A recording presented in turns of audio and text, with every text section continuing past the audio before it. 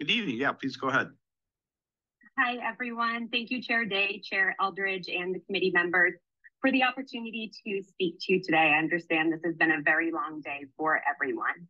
My name is Nicole Bradley. I am the mother of 4 children, and I am a domestic violence survivor. I am here to testify in support of Bill H-1542, amending Section 1, Chapter 209A, to include acts of coercive control in the definition of abuse, as many have courageously spoken to already today. I am asking the state to recognize that coercive control is a form of domestic abuse that often operates in the shadows. It erodes the victim's sense of self, freedom, and dignity. The psychological ramifications of this form of abuse are vast. In issue 250 of the National Institute of Justice Journal, they stated that a pattern of coercive behavior precedes, motivates, and increases the likelihood of physical violence in relationships. Offenders who exercise control over their partner's daily activities are more than 5 times more likely to kill them than in other domestic abusers. In 20% of domestic homicides, the murder was the first instance of physical violence, and these were always preceded by coercive behavior. This is not an abstract concept to me. For just over a decade, I lived with a partner that manipulated, controlled, and intimidated me on a daily basis. Abuse of this kind is stifling. My children were weaponized against me to keep me isolated at home. My abuser refused to provide basic care, refusing to change diapers or feed our children, knowing that this would keep me at home. I was not capable of working because of this, which enabled him to control all finances.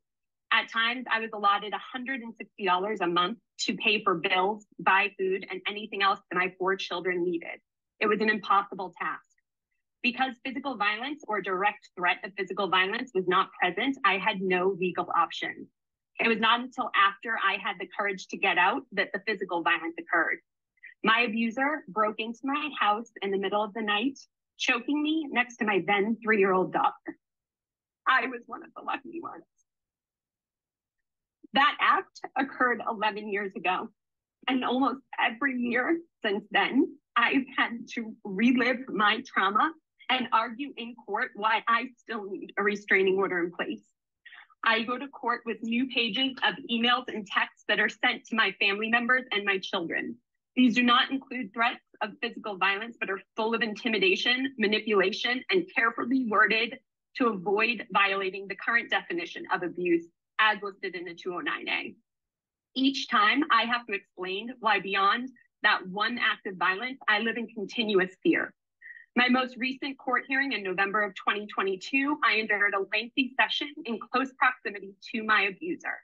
My order was only granted when my 18-year-old son testified that he believed his father was capable of hurting me.